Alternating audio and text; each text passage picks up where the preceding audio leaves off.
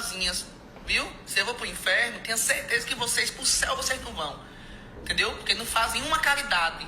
Agora, as mansões maravilhosas, né? Os ternos maravilhosos, os Rolex, os carros maravilhosos, né? Cadê? Porque quem prega a palavra de Deus devia ser completamente desprovido de vaidades mundanas, né? Ai, Fala pessoal, vou começar mais um vídeo respondendo, no caso, Carlinhos Maia. Deixe sua curtida, compartilhe, me ajuda aí no engajamento. E vou estar respondendo tudo à luz da palavra de Deus, as acusações e questionamentos do próprio Carlinhos Maia. E eu fui como ele, pelo menos há uns 6, 7 anos atrás. Eu pensava bem parecido. Mas precisei ter um encontro verdadeiro com Jesus, né? E hoje estar na igreja e observar que muitas das acusações que eu tinha era pura ignorância. O primeiro ponto é que não há nenhum tipo de caridade ou boas ações que você possa cometer que vá te fazer garantir um cantinho no céu. Pois está escrito em Efésios capítulo 2, do versículo 8 e 9, que porque pela graça sois salvos, porque por meio da fé, e isto não vem de vós, é dom de Deus. Não vem por obras, Carlinhos Maia, para que ninguém se glorie diante de Deus. Daí entendemos que salvação não tem nada a ver com boas obras. Mas ele questionou que um cristão basicamente não pode ter um Rolex, ou um bom terno, ou uma boa casa. Será que isso é bíblico? E essa passagem é perfeita de Mateus 19, do versículo 20 ao 24, sobre o jovem rico e Jesus. Jesus disse ao jovem rico: se tu queres ser perfeito, pegue toda a sua riqueza e compartilhe com os pobres. Mas, como diz no versículo 22, o jovem, ouvindo esta palavra, retirou-se triste, porque possuía muitas propriedades. E disse então Jesus aos seus discípulos: em verdade vos digo que é difícil entrar um rico no reino dos céus. E outra vez vos digo que é mais fácil passar um camelo pelo fundo de uma agulha do que um rico entrar no reino de Deus. E Jesus exatamente estava mostrando ao jovem que a sua cobiça resistia ao Espírito e que isso quebraria o 10º mandamento, que é a cobiça, e que a sua negligência com os pobres quebraria o mandamento de amar ao próximo, como a vontade de Deus. E que assim a evidência do seu amor maior às suas posses transgredia o amor de Deus, tornando assim um pecado de idolatria. Então a evidência do pecado não é propriamente o dinheiro, mas é o amor ao dinheiro, que isso torna um pecado de idolatria, que é tudo aquilo que toma o lugar de Deus como prioridade. E assim, minha gente, entendemos um ponto, que um cristão buscar prosperidade, um cristão buscar se vestir bem, um cristão buscar comprar de bons acessórios, dependendo da sua classe social, não há um problema nisso, desde que isso não seja, ou melhor, não tome a prioridade de Cristo no nosso coração. E aí, para finalizar, é o que eu acho mais interessante, porque o Evangelho ele nos confronta. E quando o Evangelho confronta um pecado determinado de uma pessoa, que existe pecados diferentes, a primeira evidência dessa pessoa se levantar contra ao Evangelho, tratando como velharia, né, Carlinhos Maia, e criticando líderes religiosos, colocando eles como os maus exemplos, como se todos fossem. A Bíblia, Carlinhos Maia, deixa muito claro, existe joio, existe trigo. Existem os bodes, existem as ovelhas. Existem os que são de Cristo e existem os que não são de Cristo. E infelizmente tem muitos aí que se aproveitam da fé, sim. Mas isso não quer dizer que seja a total realidade. Então, resumindo aqui, quando uma pessoa é confrontada em seu pecado pelo Evangelho, o Evangelho é um confronto, né, à nossa pessoa carnal, e que Jesus nos motiva a viver e ser uma pessoa espiritual, e isso implica em renúncias, em uma vida de santidade, em uma busca constante da presença de Deus. Então, quando a pessoa ela é confrontada, eu já fui muito confrontado e já reagi muito parecido com você,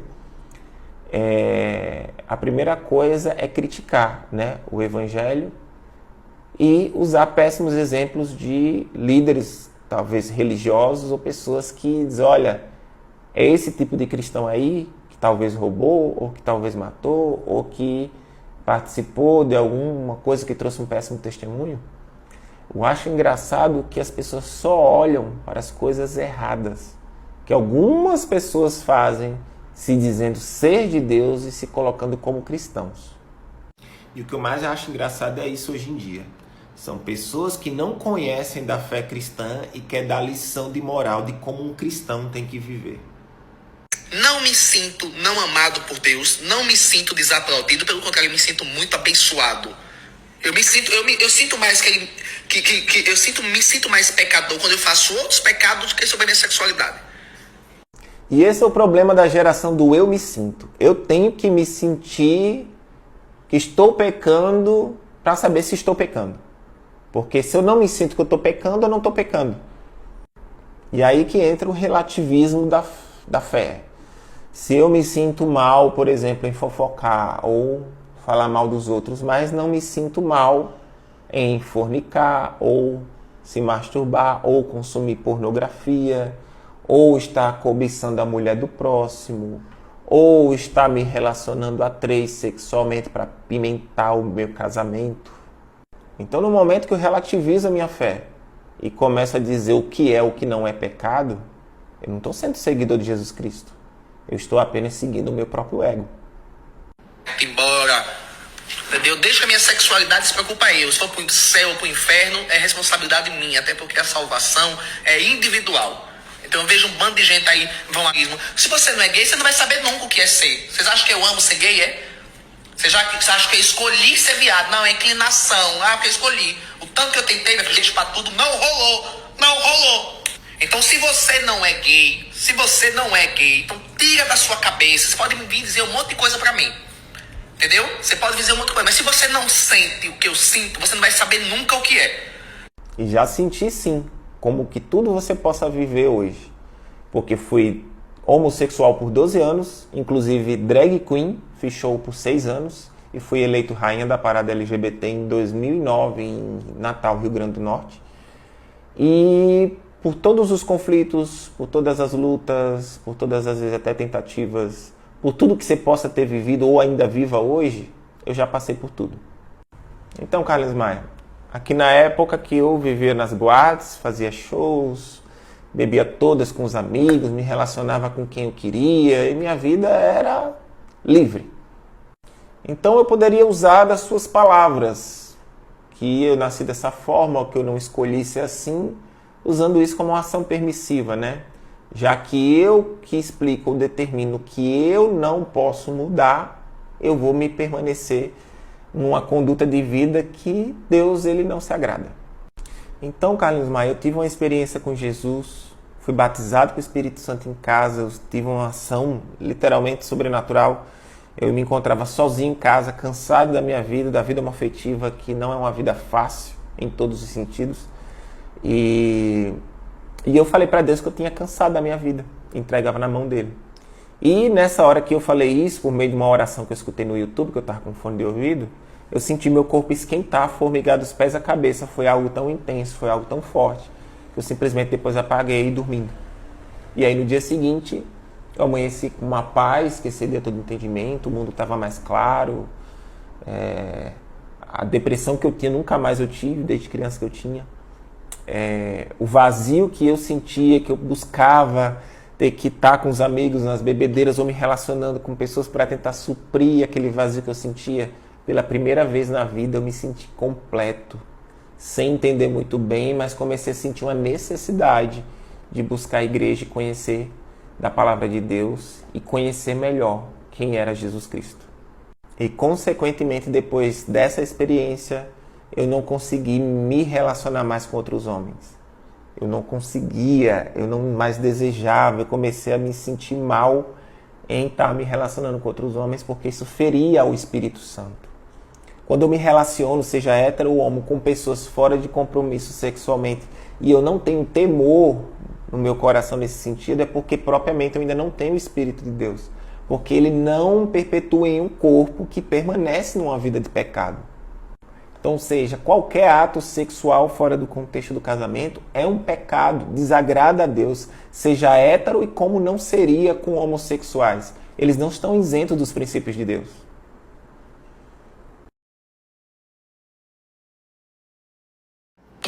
mariconas, né? Ai, embora, deixa eu aqui, deixa eu ser uma boa maricona, do que ficar enganando uma família inteira pra no final dizer, eita, meu filho era gay. Aí fica, não, isso é o espírito do homossexualismo, não, isso é não sei o quê. Aí eu vou lá, eu vou enganar uma mulher, pegar uma mulher a vinda toda, quando eu vejo um monte de maricona por aí afora, vive dentro da igreja, vive falando a palavra de Deus, aí ficam, quando você vê só os escândalos aí envolvidos com homem, com puta, com tudo, com mulher, ai, que... E esse é um dos pontos, o Carlinhos Maia, que me fez acordar em relação à homoafetividade. Porque existe hoje, estudando e descobrindo, que existe homossexuais egodistônicos, que são homossexuais que até sentem desejos por pessoa do mesmo sexo, mas não desejam viver essa conduta de vida. E depois que eu tive minha experiência com Jesus, eu acordei que o estilo de vida homossexual que eu tinha era autodestrutivo. E que esse termo que você usou de maricona, que é um termo usado muito no meio gay, que é para identificar gays mais velhos que bancam, né? Acho que atualmente mais conhecido como sugar daddy, né? Homem que banca, homem mais velho que banca. Então são tratados muito como mariconas. Eu lembro que quando eu fazia shows nas boates gays, nos ambientes gays, um amigo meu tinha se relacionado com outro senhor mais velho nesse ambiente. E eu passei por ele e ele se achando porque tinha ganhado dinheiro de um homem mais velho. E quando eu passei perto desse senhor, esse senhor estava com a cabeça baixa, triste, olhou assim por mim de lado e disse assim, ele está se achando, né? Paguei para se relacionar com ele, não fez nada direito comigo e ele está se achando porque é novinho, porque é bonito. Deixa ele amanhã estar no meu lugar para ver o tipo de humilhação que ele vai estar passando. E depois da afirmação desse senhor, deu uma chave na minha cabeça assim, eu devia ter uns 28 anos. Eu falei, cara, será que a minha realidade é ser maricona? Foi o que eu pensei na época, ainda era homossexual, nem tinha tido meu encontro com Jesus. Então, assim, a realidade da maioria dos homossexuais, principalmente aqueles que não tiver condições financeiras, é sofrer bastante nesse âmbito emocional e de relacionamento por não ter mais beleza e não ter condições de bancar um outro rapaz mais novo e passar por esses tipos de humilhações. E conheço vários colegas e amigos que passam por esse tipo de situação e infelizmente acabam buscando coisas ilícitas para suprir as suas infelicidades e seus problemas emocionais. E foi uma chave para mim porque quando eu me converti, eu acordei para isso. E Jesus ele me fez entender que se eu desejasse, se eu quisesse realmente, no fundo do meu coração, buscar uma mulher e se casar, isso seria possível. Por isso que a palavra diz que tudo é possível para aquele que crê. E daí eu não consegui mais viver a homoafetividade.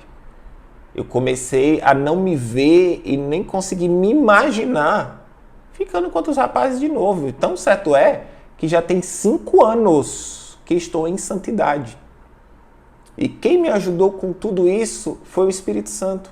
É aquele que nos convence do pecado, do juízo e da justiça de Deus. E me fazendo entender do real propósito que Deus tinha na minha vida. Em 2010, uma mulher na rua olhou para mim e falou assim, olha, quando a gente tem um chamado da parte de Deus, a gente pode ir para qualquer lugar, mas nada vai dar certo. E daí, Jesus começou a falar comigo. Porque 1 ano depois que essa mulher me entregou essa palavra, nunca frequentei igreja. Quando eu mudei para Campinas, São Paulo, em 2012, eu tive um sonho, uma visão, que eu via Jesus na minha frente, eu via os cabelos dele comprido, barba e aquela veste branca, e eu estava em cima de um muro. E ele olhava para mim como se ele dissesse, segue-me. E eu não entendia o porquê que eu ainda estava em cima de um muro. E acordei sem entender e aí, acordando, simplesmente fui trabalhar, entrei no ponto de ônibus. Quando eu sentei atrás do motorista do micro-ônibus lá, tinha uma imagem daquelas católicas de Jesus Cristo, né? E na mesma hora assustei, eu falei, ué, acabei de sonhar com Jesus e agora estou vendo ele de novo. Mas ainda assim eu não tinha acordado para isso, né? As pessoas me convidavam para ir na igreja, eu nunca tinha ido na igreja protestante. E simplesmente eu rejeitava os convites porque eu nunca fui chegado à igreja e sempre fui muito crítico a pastores, à igreja ou a forma que eu via a fé cristã. E propriamente porque a fé cristã era totalmente contrária à ideia da minha própria vida que eu tinha antes. Então eu visualizava que Deus era apenas amor e que eu podia viver da forma que eu desejava. Então depois eu comecei a buscar o Evangelho, começar a compreender qual era o propósito de Cristo em morte de cruz, em salvar um mundo condenado pelo pecado. Se eu não levo em consideração aquilo que é pecado diante de Deus, eu estou desconsiderando ao próprio Cristo. Né? Em 1 Tessalonicenses, capítulo 4, do versículo 7 e 8, diz o quê? Que Deus não nos fez para imundícia. Pode ser colocação de pecado também. Mas Deus nos fez para a santificação, que é ser separado das coisas do mundo. E a palavra diz, e quem rejeita isso, não rejeita o homem, mas rejeita o próprio Deus. Então, um dos princípios fundamentais para toda e qualquer pessoa, independente se essa pessoa seja homossexual também, é que viver uma vida imoral sexualmente leva uma pessoa à condenação. Se isso leva pessoas que são heterossexuais, eu visualizo, mas heterossexuais top, que se acha que pode estar saindo pegando todo mundo e ter uma vida cristã sendo condenado, não seria diferente com pessoas que também são homossexuais? Mas pela graça de Deus eu vejo às vezes mais homossexuais sendo alcançados em tendo uma entrega verdadeira com Jesus do que outros aí que acham que podem relativizar a fé. Então no céu entra pessoas justificadas por meio de Cristo. E eu estou dando aqui um testemunho que sim, Carlinhos Maia. A homossexualidade, o relacionamento sexual entre dois homens é um pecado, não é do agrado de Deus, mas Deus em si ele é misericórdia e concede a todo e qualquer pecador, independente do seu pecado, salvação. Mas isso tem um princípio de negar a si mesmo, tomar a sua cruz e seguir a Cristo. E isso é colocado a todas as pessoas. Existem pessoas heterossexuais que estão lutando ou sabendo lidar ou redescobrindo, assim como eu, uma vida em santidade por meio que o Espírito Santo nos capacita a viver essa vida e que a gente sente paz e alegria e não somos mais reféns dos desejos carnais. Por isso que Gálatas 5 diz que quanto buscar mais as coisas do Espírito, viverei do Espírito. Não tem como você vencer os seus desejos carnais pela sua própria força. É só por meio de Cristo Jesus. Então eu digo, Carlinhos Maia, que é possível sim deixar a homossexualidade, é possível viver uma vida totalmente feliz em relacionamento com Cristo, é possível vencer os desejos da carne e eu, como disse, estou há mais de 5 anos aí em santidade, venci 20 anos de pornografia, 12 anos de homossexualidade, eu me relacionava com muitas pessoas e hoje vivo uma vida totalmente em santidade ao Senhor. E muito feliz. E Deus colocou o desejo no meu coração e entendi a possibilidade que eu poderia sim casar com a mulher, tornar essa mulher muito feliz e que meu desejo hoje é ser pai e ter filhos para que o nome de Deus seja glorificado. Então creia, Carlinhos Maia, que é possível para a sua vida, que Deus te chama e Ele tem um propósito na sua vida. Só que isso, assim como o jovem rico, implica sobre os desejos do seu coração. Você vai colocar Deus em primeiro lugar, ao ponto de renunciar àquilo que talvez seja mais importante para você e viver os planos de Deus na sua vida?